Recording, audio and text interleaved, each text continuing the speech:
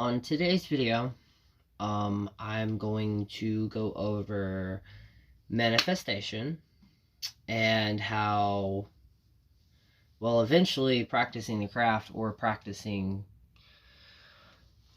magic, you will get to a point where you don't really need a lot of the tools that you start off with, and I'm also going to explain that in this video as well. And then I'm also going to go over one significant dream that I had when I was younger. So, yeah, join me.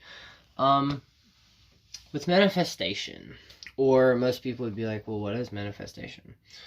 Manifestation is basically how spells work. You are setting your intention, you are focusing on this is what you want to happen, and I was thinking, okay, how am I going to put that into words, like, without sounding like I read it out of a book? This is how. Remember when you were a kid, or a moment when you were a kid. Say a moment where you were either blowing out a birthday candles on your birthday cake, or you were throwing a coin down a well or some random fountain that people do it and say the wish is going to come true. The first shooting star you've ever saw and you made a wish on, or that moment you saw a movie or a toy or anything. That moment when you were younger, before the world, starts changing you and tells you to grow up, where that moment when you were a kid where anything was possible, literally anything was possible. Nobody could tell you different, okay? Remember that moment, okay? Sit back and actually, if you have to, close your eyes. Think back, really, as I'm describing this, think back to that moment. When you were a kid, no matter what memory it is, when you were a kid and you wanted something so bad, and that incredible feeling of just like magic, like, that incredible now that feeling that you have right now, that is manifestation. That is magic.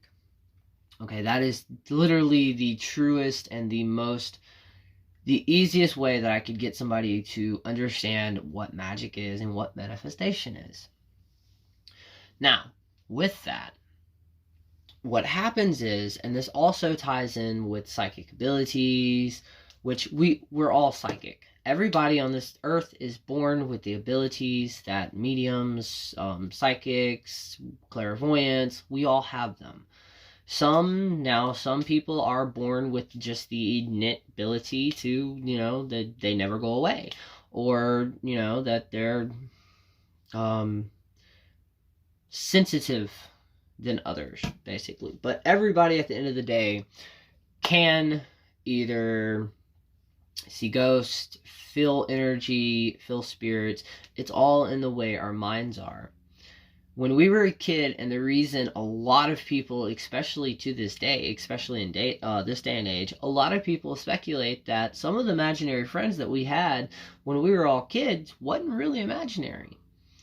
And the reason that is because when you were a kid, and I would say almost before like preteen, like actual kid. And the reason I say before preteen is because preteen up to teenagers, that's normally when schools, teachers, depending on your life that you're growing in or depending on the people around you, that's when they start telling you, hey, get your head out of the clouds, stop dreaming, you need to get serious, you need to focus on this, you need to focus on this, these are all, this is not going to serve you as you grow up. Or get your head out of the clouds, stop using your imagination. That in itself is the reason people stop. Or they basically, it's a way that it severs that tie. Not really severs, because it can be gained back throughout life. But because of this, and because we don't have that, we're naturally, you're born to be open to everything. So that, and we use our imagination more when we're a kid, and due to that, our brains don't block out some of the things that most people would be like, oh, well, that's not real. And you believe in yourself more. Not to mention, when you're younger, it's easier to use your imagination than it is when we're adults, due to the fact that people tell you to grow up, get your head out of the clouds, start acting like an adult, all that stuff. So, and I know this is going to bug some people, but I'm tired of being attacked by my cat, and I don't want to take my necklace off. So, now think back that moment that I stated. That feeling, that is manifestation. Manifestation is basically in visualizing, not only just in visualizing, but literally saying, say you wanted to get a promotion, or you wanted, say you wanted the perfect dream house, or something smaller, you wanted the perfect job, right? And I'm also going to go over some experiences of my manifestation, and while I was manifesting it, I didn't really realize it. It's not until just this year that I really fully understood what manifestation is. And how, in a way, you do get to a point when you're practicing the craft and you're using your natural abilities to where you no longer really need athame and all the tools and stuff or techniques that you eventually, and now of course you're always going to use those tools and techniques, but there does get to a point, and I'm about to explain, when you do a candle or when you do a spell, the reason, and when you practice the craft, when you first start practicing the craft and start reading books, the reason they tell you when you're meditating, visualization is the key, because the more that you can see it in your head, and the more that you basically, it's visualization and manifestation is basically, it's wishing something, but in your head, you're already there. Say you want the perfect house, you're already there. And it does work a little different too. In my experiences, there have been 3 to 4 locations throughout my life, or mainly in the town that I was living at. Like I said, this has happened throughout my life. It's just here recently I've put the things together. But I would look at this specific neighborhood for like a year, never knowing why. I would just always, every single time I passed the entry to the neighborhood, I would look at it. And it was just like almost like I was being called to it. A year later, I moved into that, actually, year before last, I moved into that neighborhood. It was a neighborhood in Gainesville, and believe it or not, the people that I met and lived with at the point in time, they were practitioners. Before that, when I lived in Enterprise, there was this road that, if you use the main entry to Enterprise, you always see. And it goes into this cul-de-sac, this little neighborhood. And for some reason, for like 2 or 3 years, even before I even thought about moving to Enterprise and like got a job and everything like that, I would always, for some reason, like be so curious of like what's in that neighborhood, what's in that neighborhood. Lo and behold, like a year prior to that, or a year after that, me thinking this, and of course it was constant, I eventually wound up meeting someone and moved into that neighborhood. And then there's also, are you one of those types of people, or have you ever had those experiences of where you've talked about somebody you haven't heard from in a while, and then right after that, bam, you get a phone call, or you get a text message, or they're the next people that walk in the store, or they just randomly show up at your house. I have a knack for that.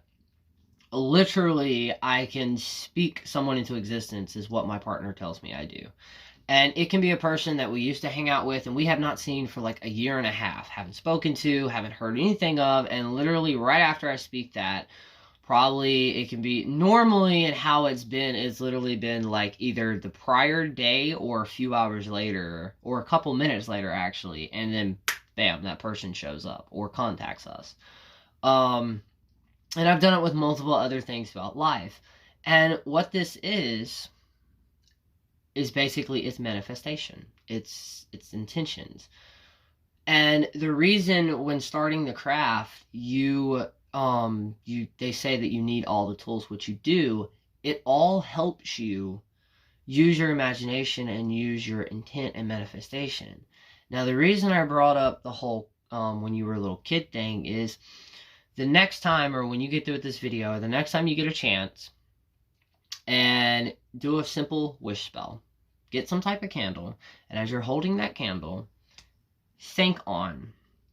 Now, I'm saying candle for the people that are new to this, for the people that have been, or either or, you can do either or. Either do the candle or think of something very small. Not like, you winning the lottery or anything like that. Just something small, very small, that you want or you've been wanting.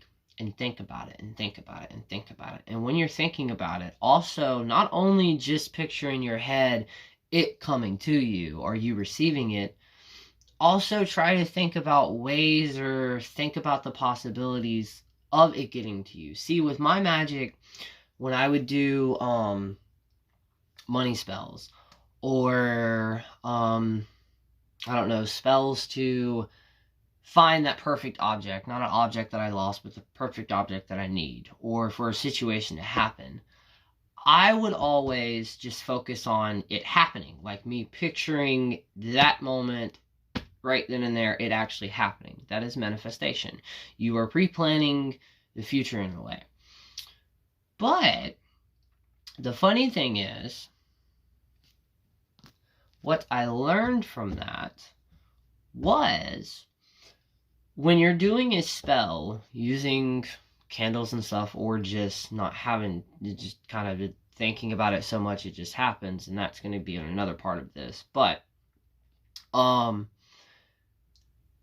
also think about possibilities, like you want a book or something like that. In other words, think of other alternatives and picture those alternatives of how it gets to you, or situations of how the item that you seek or what you want can find your way.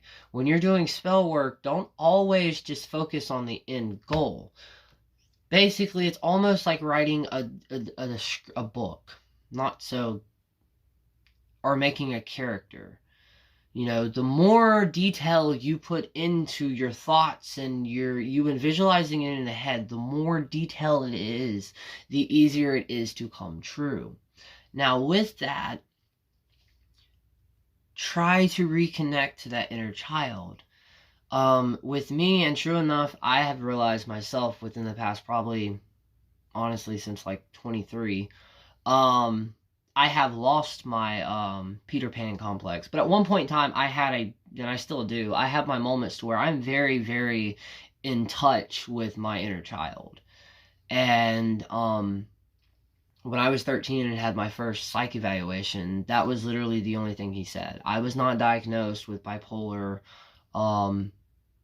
because that's what my mom thought I had. But my psychiatrist actually told my mom, he goes, there's nothing wrong with him. Besides, he's an old soul, but that's not a textbook. There's nothing in the textbook that, besides his depression, that I can diagnose him with, besides he's just an old soul. And it's extremely incredible of how in touch with it is with his imagination, because see, as we grow, the world around us, we stop being children. We take everything so fucking serious, and sometimes it doesn't need to be taken serious.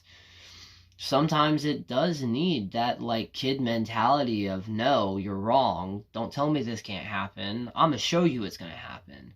And as I'm saying a lot of this, I'm getting chills, and goosebumps, but it's my way of, because certain people have certain things of their intuition. That's my way of basically saying I'm hitting the head on the nail. So now I also learned, and what I'm about to say, it's kind of a disclaimer, no, in any way, shape, or form am I saying if you have any of what I'm about to say, or any type of other mental illness or depression or anything like that, no, I'm not saying you have like an upper hand in the craft. That's not what I'm saying. You do not have to have any type of thing like that to practice magic. Anybody can do magic. Anybody can manifest. Now, with that said, and I've also experienced, I've noticed this with me and how I do my craft. People who tend to have depression, they now, their manifestation and their intentions, can seem to work faster due to the fact that when you're in an episode of depression, it's very hard to do anything, much less do a spell. But in moments that I've needed something, or, the family, or Jane, something that I've needed to help us out in a situation, even when I was depressed, what it is when you can focus on something, you're focusing on it so much, and you're using all the strength your body can give you for that to happen. And it happens. So yes, I have noticed that with depression, we do not more or better, but a little bit more amplified, I guess. And it all depends on the person. When I was younger, my third eye was extremely active, to a point where I would go to sleep with the blindfold on because I was tired of waking up and seeing things. I'm not saying they were all dead things. I'm not saying they were all scary. I mean, depending on my age, hell yeah, a lot of the stuff I saw, it creeped me out. But, and I, thought I knew what the hell I was doing and tried to close my third eye. And ever since then, and then the meditation that I had, I've had real issues. I'm definitely getting better on it, but, yeah, it's extremely hard once you do close your third eye, or once it closes, it's extremely hard to open it back up. Same with your gifts. But you can. They're not gone forever. You just have to let go of society's rules, basically. Now with that, I'm also going to,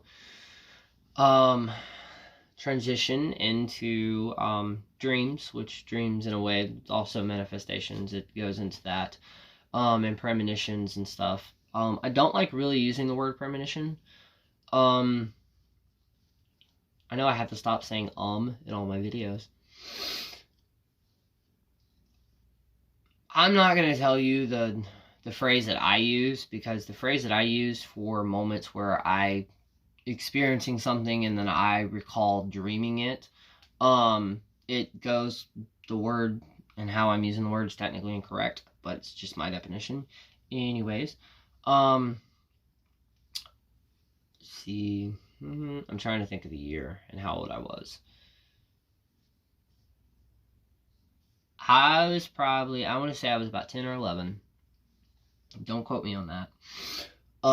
My mom had this best friend who eventually became my aunt. Or she was like my aunt. I called her my aunt. And I don't want to really release the names because, Anyways, mom had a friend. She was like my aunt. She had 2 children. And we were all family. So me and my mom were living in this house, BTW, the house that we were living in at this current state, in, right outside Laverne, right outside Laverne and Rutledge. I had some experiences there. I didn't even think about that. But we were at our house, and my mom's friend, her mother showed up. So I'll just say, for this sake, Grandma L. There we go. So she showed up, and she had my mom's friend's oldest daughter, who was my age. I think she was like 8 or 9, actually. May have been 10. I was thinking about 8 or 9. And then my mom's friend had a toddler. And she worked at a place, my mom's friend worked at a place where she was helping people get better, a rehab. And she met this person. Well, needless to say, she had a moment. I don't know, I wasn't in her shoes at this moment. She had a moment and she just had to get away. So she got in the car and she kind of left. And she had her youngest kid with her. And nobody could get a hold of her. Nobody knew what the fuck was going on. So Grandma L and my mom's friend's oldest daughter showed up at our house on a Friday. And because they live out in the middle of nowhere, and she didn't like staying at our house by herself, especially out in the middle of nowhere in the country. So they spent the night at our house that Friday night. And that Friday night, I had a dream that my mom's friend was riding on the interstate. She was in her car. She was wearing a white nurse's outfit, white scrubs. She had her hair up in a white ponytail. And her youngest daughter that she had, the toddler, was in the back seat, laughing and just smiling. And my mom's friend was driving and she was crying. Now, if you ever grew up in Alabama, or if you're from Alabama, or if you ever went through it, going towards northern Alabama on one of the interstates, you pass these giant, I believe it's 2 or 3 giant flags. One is a Confederate flag, one's a Alabama state flag, and the other one I believe is a what did I say, rebel flag? Wow, the rebel flag's basically the Alabama flag. And the American flag, and they're like the giant ones. And in my dream, she was passing this. So I woke up that Saturday, and I told my mom what I saw. Like, I was like, she was headed this way, like she was driving towards us. And she was crying, but the baby was in the back seat. She was happy, and I told her what she was wearing. And my mom's like, okay, like, I mean, she knew that I'd predicted stuff like that. Like, you know, normally when I come to her and be like, hey, I have a feeling this is going to happen, normally she would listen. But at the same time, what do you do with that?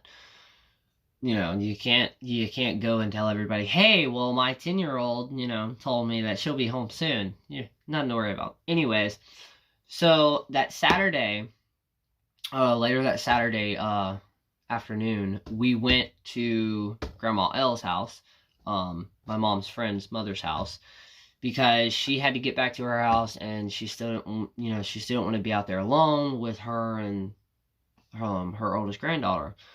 So we went to her house, or their house, and fast forward to Sunday. Sunday morning, that morning, I woke up on the couch in the living room to screaming and shouting, and a pack of McDonald's fries landing directly next to my head, spilling out in front of me. Lauren came home.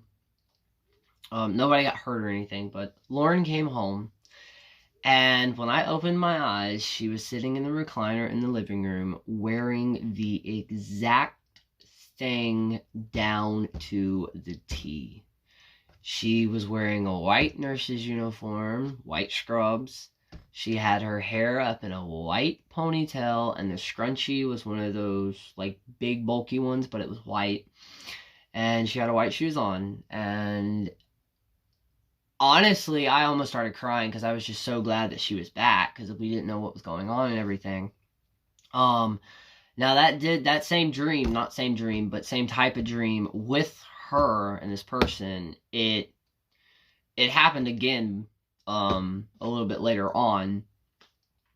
But I've always, not always, but there have been a lot of moments, especially when I was younger, and as I've gotten older, it's kind of stopped. But there are moments where I'll experience something in my waking life, and in that split second, it's always a split second. It's like my brain's like, "Whoa, you just dreamed this." So, and it's cool, but at the same time, it sucks because I'm one of those people that, like, sometimes I'll remember dreams, other times I won't. And not all of my dreams come true, but that's like, person with anxiety, it's like, oh shit, I just dreamed this horrible thing just happened. Is it just a dream, or is it a premonition? Like, what's going on here? With that, though, I also, and I actually learned this with having to sleep with a blindfold on, and I've heard different names for it. The first time I actually talked to another person about it who had described it without, it was actually a post, it was a person I was following on Instagram. I used to, and still to this day can, I just can't always trigger it myself. I've tried multiple nights though throughout the years of actually trying to focus on it, but I can have a blindfold on, and I don't know if you'd call it being asleep or being awake, but there are moments at nighttime to where when I have the blindfold on, it's like I open my eyes and I see everything around me. Like I see everything in my room, everything. And dude, there have been plenty of times where like I went to touch my face to see like, if the eye shade had like, if I had knocked it off in my sleep, if I still had it on, and I still have it on. But it's a type of second sight. I didn't know that. I always thought that second sight would just be referring to, like premonitions, and I guess it all kind of goes in, but yeah, it's second sight. I've had other people tell me it's a type of astral travel, which I don't know about that because I was in my body. It's just my eyes were covered up, but I could see everything as clear as day around me. And the one thing I used to love, it used to freak my mom out when, back in the day when we had actual house phones and not all these cell phones, and we never really had, we had one or two house phones that had caller ID on it, but 9 times out of 10, it was just a cheap phone. But there would be a lot of times where, like, the phone would ring, and I'd look at my mom, and I'd be like, hey, it's Aunt so-and-so, or it's, hey, it's so-and-so calling for this. And spot on, it was so-and-so calling for this. And, I still do it today. Like, if I'm around my partner and, like, I verbally speak something like, I got a weird feeling, or, hey, I dreamed this, and I thought it was interesting, so I'm going to tell you. Like, he listens. My mom does, too. My mom, she was really freaked out because she's still, to this day, she is Christian. And she freaked out when I came to her about, hey, I want to become a witch, or I want to study witchcraft.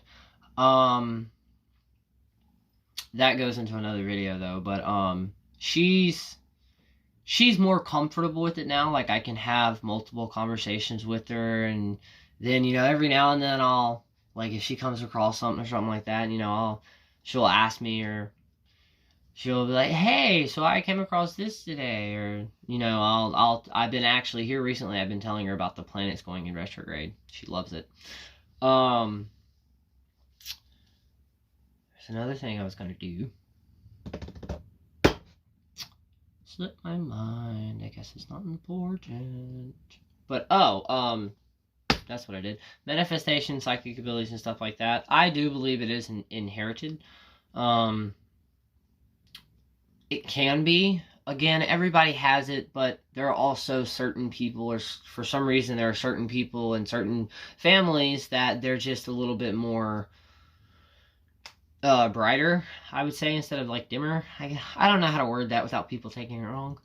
But they have a natural ability with it, like a natural attack of just I have the same thing. It's also just called intuition. That definitely goes with your psychic abilities. That was another thing that I did not kind of go over when I was talking about it. It goes with the imagination. When you're a kid, you don't second guess yourself because nobody's ever told you you're wrong. If you really think about that, it's true. Like, they may say, hey, okay, well, maybe your imaginary friend, there are some, depending on how you grew up and depending on your environment, not a lot of the times, and depending on your age, a lot of the times, someone's not just going to straight up tell you, no, you're just a stupid little kid, And even if they do, you still believe it. So, self-doubt, especially in the craft or just with abilities in general, if you start doubting yourself, or in my case, I have anxiety, so like, which I will say, I'm making extreme process. Since I did that 30-day spiritual challenge, it has helped me a lot to stop second guessing myself and to just go with what I first think. So definitely BTW, if you haven't, you should totally check out that video on the 30-day spiritual challenge. Totally check it out. It will definitely do you wonders. If you're new to this, or if you're kind of wanting to like put your toes in the water, but not necessarily with the pentagrams and all the magic stuff, just the like psychic stuff, totally is a great thing to do. Because all of this stuff, the only reason a lot of my videos are towards the craft, or I will mention the craft in it, is because if you do practice the craft, or if you're starting your path, it will come to a point in time where literally it becomes part of your life. It is in every aspect. It doesn't have to be, but there are elements of magic or the occult or the practice or your craft in every single aspect of your life. Literally, it will. To the point where if you get new neighbors, like, I still have to catch myself of, like, I'll go outside with, like, random things on or stuff like that. Like, there are certain things that I have to remember, hey, just because it's normal to me, it may freak the neighbors out a little bit, but I honestly don't care anyways. But, yeah, I believe I went over everything. Manifestations, the feeling when you were a kid, intentions, the dreams, on dream work in general, I would just say, to start off with, get a book or have something to where first thing you wake up in the morning time, you write whatever you can remember down. Because, interesting fact, even the nights or the mornings that we wake up and we do not remember dreaming, we dream. The human brain has, I believe, if I remember correctly, up to 7 dreams per night. If you hit the dream state. Now, if you hit the dream state and you actually do go that deep. And, actually, this is the perfect time, if you're still with me, this is the perfect time, actually, my theory on premonitions. And it actually goes with dreams and how the brain processes dreams. Okay. So, from the time that you're little, technically some people would say from the time you're in the womb, but from the time that you were born and you were of this earth, you were walking on this plane or crawling on this plane, your brain, or our brains, record, almost like a camera, every single thing that we see. Everything. It takes it in. Every single face that we see as we're driving down the road, riding down the road, walking down the road, on TV, every single face, every single tree, all the details, your brain all takes that in and it stores it. So think of it like your brain is a memory card. Honestly, our brains, they're like a computer anyways. But, so, it records everything. Now, when you go to sleep, your subconscious, I believe I said that right, that's when it kicks in. And again, depending on if you actually do hit dream state, but for the sake of this conversation, let's hit it. When you hit that dream state, what your brain does is, depending on your emotions of that day, when you go to sleep, your brain will reorganize, or your brain basically reorganizes images to create almost like a little movie clip. So your brain can help you understand, and your body can, and your subconscious can help you understand the emotions that you went through that day. It's a survival mechanism, basically. It's to prevent us from being emotionally overloaded or, too stressed. And that's why people say if you have a dream of, say, your teeth falling out, you're stressed to the max. Stuff like that. Dream interference, it can be a little, because what one person would consider the color red associated with another person could associate the color red with something completely different. So, but my theory, though, of when this happens is for people who actually have premonitions or dream of the future. What I believe is our third eye is activated during the process of the images and everything our brain has recorded to make that movie clip. I believe that our brains actually not only reorganize the images, but they reorganize some images into something completely different new, which is the third eye effect, and is basically abstracting something from the future or a clip of the future, and basically however you want to say that's interpreted or wherever we get this knowledge from, the universal or any reason. But so basically when you go to sleep and you dream, your third eye is activated and it basically reorganizes images to create something completely different new, and that is how you can dream this stuff before it actually happens. Why that is, I don't know, but that is my theory, in a way, scientifical, kind of fringe science, of how we dream of the future. Basically, our brains, because, I mean, like I said, our brains literally record, and if you do not believe me, you can look this up. Our brains record every single thing that we see.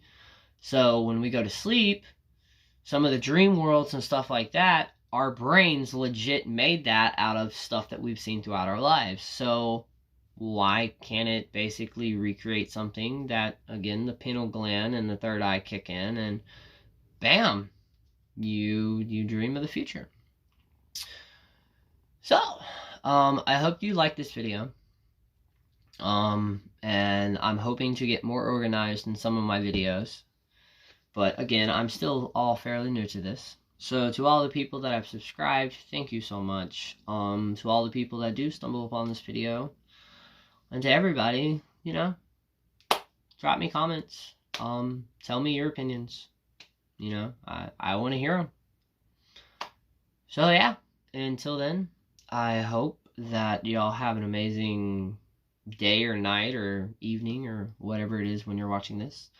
And yeah, just know that everybody has the ability to experience energy like psychics and mediums do. We all have the ability. It's your how you think, how you perceive and see the world. You change that, and well, the world around you changes as well. So yeah, until then, peace and bye.